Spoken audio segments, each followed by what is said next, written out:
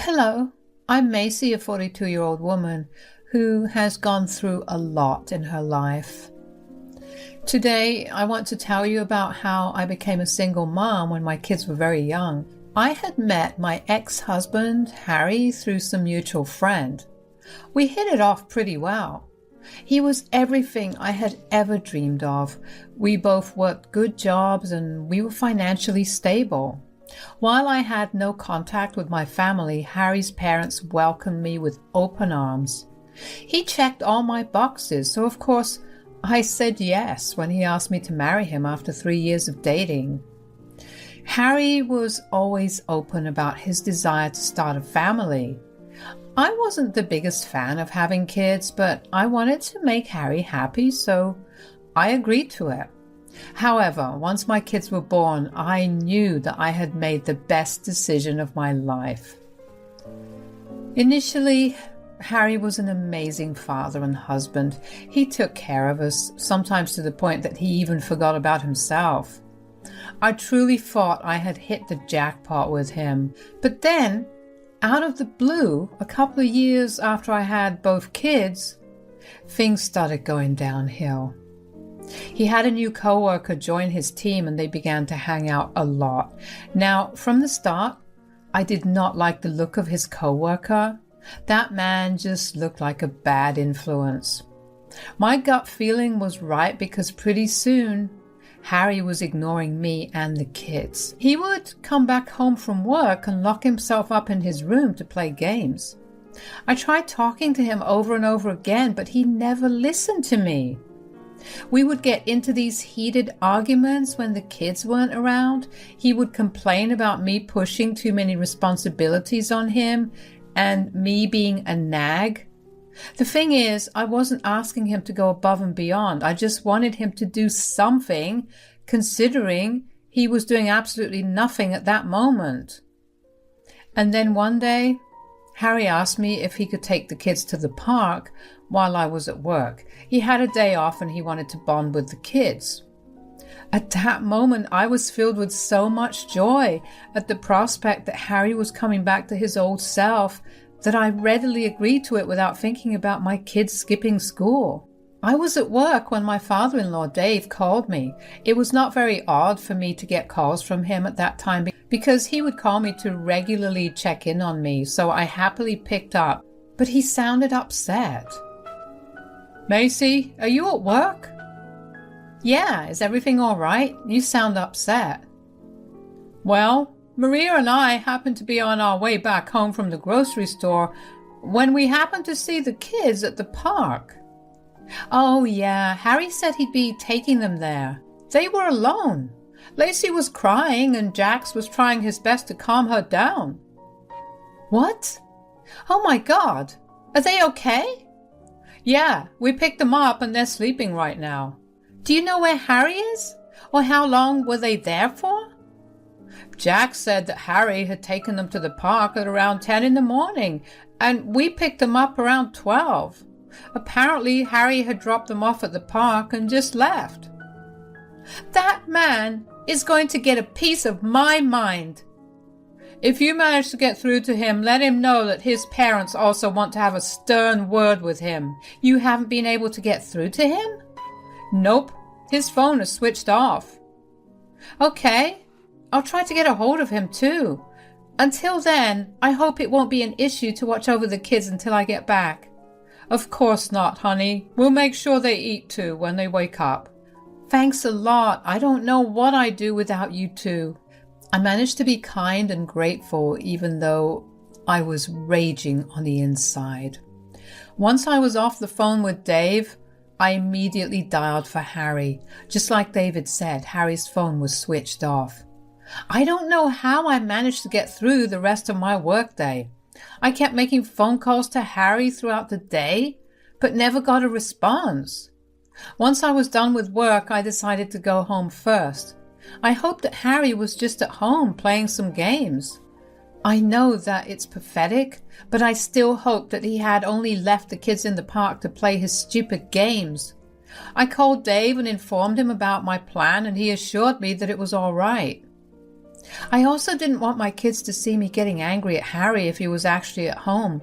Harry and I had been struggling for a while, but I didn't want my kids to see any of that. I didn't want them to think that the toxic aspects of my relationship with Harry were normal. When I got back home, I immediately noticed that something was different. The house felt emptier. I had a sinking feeling in my chest. I ran through the house yelling out for Harry, but he was nowhere there. With every room I walked into, the more I panicked when I didn't see him there. I walked into his den in the basement and saw that it was completely cleared out. It was then that I actually felt a huge panic attack coming about. Harry had an elaborate gaming setup, and I knew that he would never have moved it anywhere else in the house because we didn't have that kind of place. I carefully walked up the stairs because I could feel myself slowly losing my breath.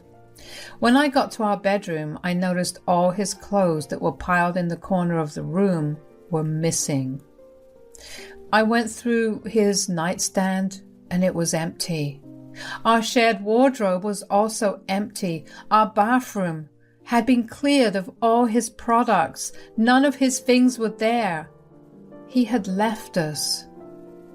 I was struggling to breathe. How the hell was I supposed to raise 2 kids all on my own? What about surviving on my income only? If I was to pick up another job, I would have no time to actually spend with my kids. In my panic, I kept calling Harry. I didn't care about anything at that point. My dignity and ego were not going to stop me from begging Harry on my knees to come back. But of course, none of my calls went through, and neither did my messages. I must have been blocked.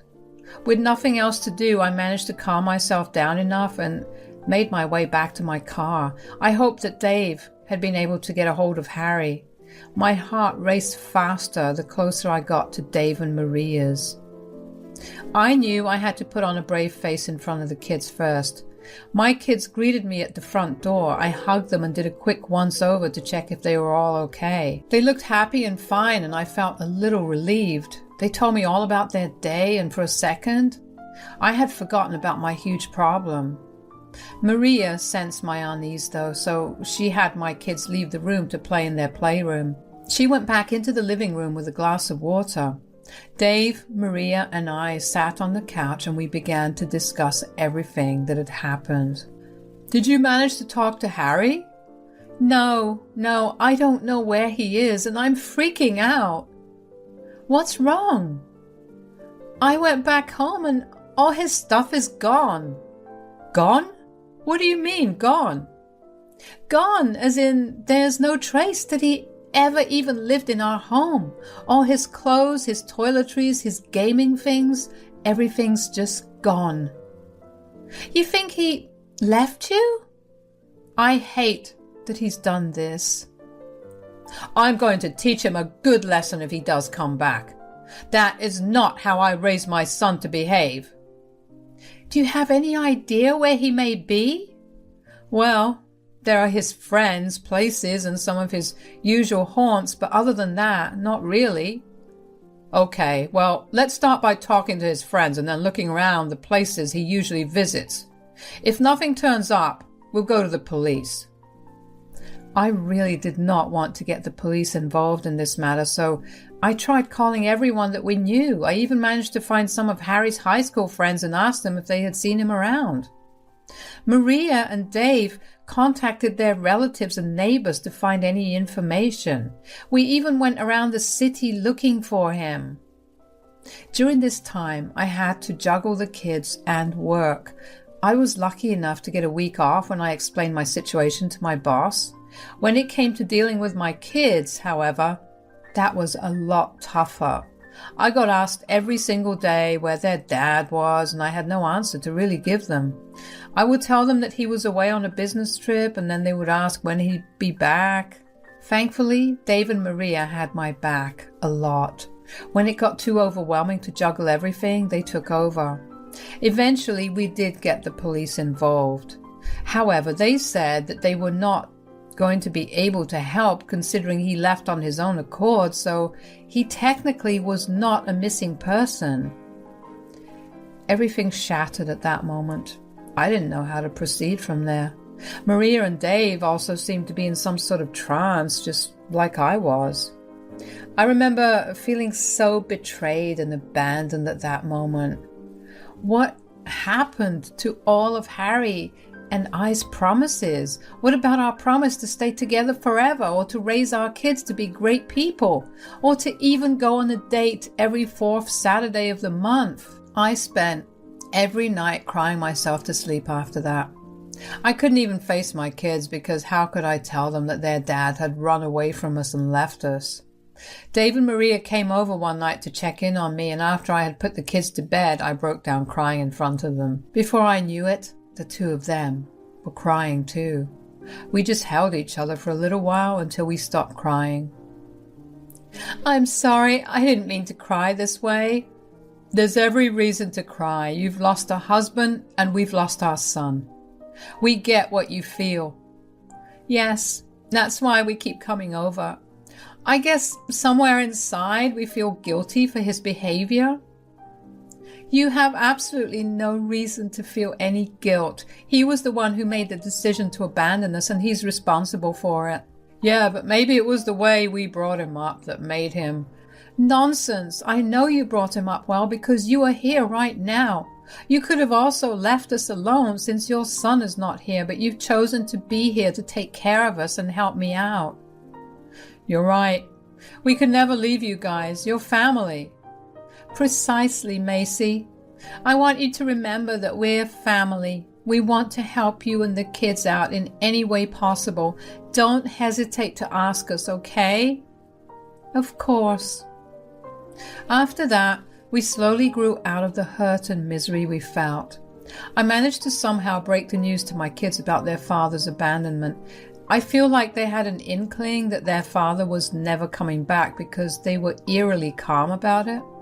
They only asked me if their grandparents and I were going to leave them too. I assured them we would never, and that was the first time I didn't feel upset at Harry. Instead, I felt rage towards him. He had shown my kids what abandonment felt like, and now they were going to be cautious about it for a while. But my in-laws and I tried our hardest to do only the best for them and show them that we were never going anywhere. The kids continued to thrive, and I began to see them going back to their happy, bubbly selves. Around 5 years into Harry's disappearance, I stopped checking up on him. I had been religiously trying to contact him up until then, but then one day I realized just how long 5 years was. Harry had missed a lot of firsts of his kids, and the kids had all but forgotten about him. I didn't see any reason to want him back.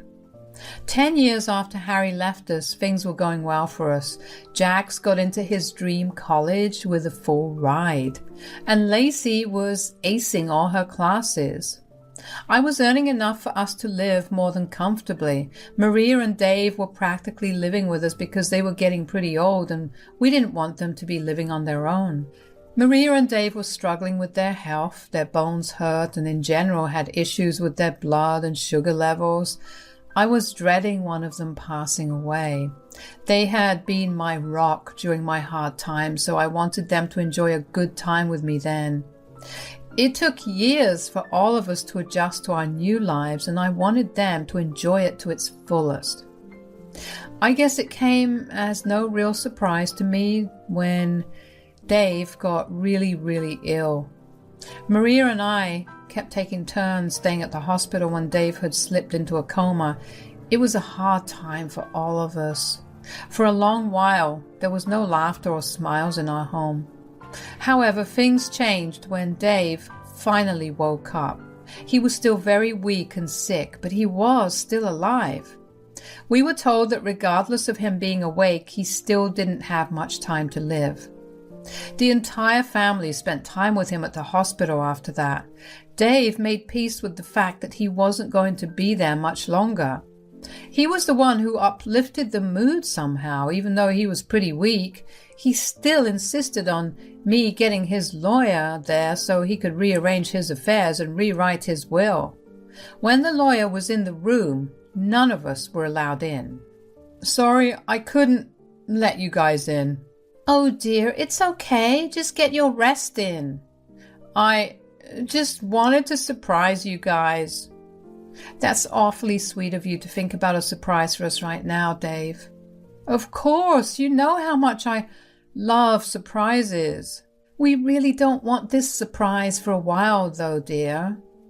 Oh, at least this way there will be at least something to look forward to. I just have one condition for you. What is it? You have to stick to what's written in the will.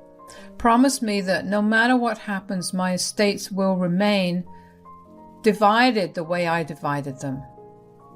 Of course, dear. Promise. I promise everything will be as you wanted it to be. About 2 weeks after he woke up, Dave passed away in his sleep.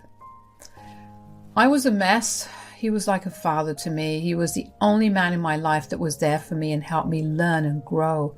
He was also a father figure to my kids and greatly helped me bring them up. Maria and the kids were a mess too. There was so much crying and hurting.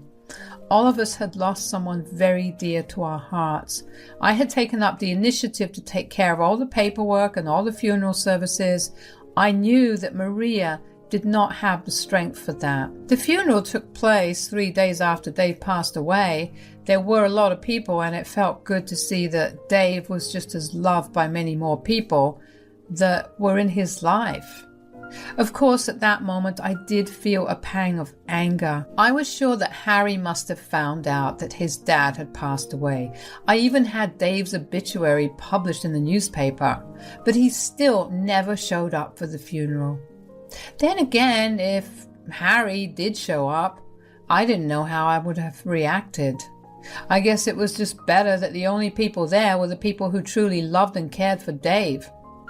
The next few days after the funeral were spent grieving some more. In those days, we also got access to Dave's will, and we were pleasantly surprised by it. Dave had divided all his estates between the 4 of us. He gave a lot more to the kids, which honestly I was super grateful for because they needed it a lot more than Maria and I. But he had also left something for Harry. It was a letter. I was desperately wanting to open it and read it, but I knew that it would have been a violation of Dave's wishes because he had made it explicitly clear that only Harry was the one that was going to read the letter. I wish I could say that I wasn't surprised when Harry showed up, but I really was. Thankfully, Jax had gone back to university and Lacey had been away at school when Harry showed up. When I saw his face, I was filled with rage. Maria was in the same boat as me. He looked like he was barely alive. He looked malnourished, his bones were jutting out and his eyes were huge on his now small face. He had a lot of muscle before, and now his arms and legs looked like twigs. His voice was very raspy and his eyes were bloodshot. I had a very strong feeling that he must have spent the last few years abusing substances. Of course, I know that addictions are a genuine illness that needs to be treated. If it were any other circumstance, I would have empathized with an addict, but not with Harry. No, he was a man that had it all. He had the perfect wife, the perfect kids, the perfect house, the perfect job, and the perfect friend. He threw it all away because he didn't want to be responsible anymore and wanted to do substances instead. What the hell are you doing here? What do you mean? I'm here to meet you guys. Cut the crap, Harry. You went missing for 10 years and suddenly you want to meet?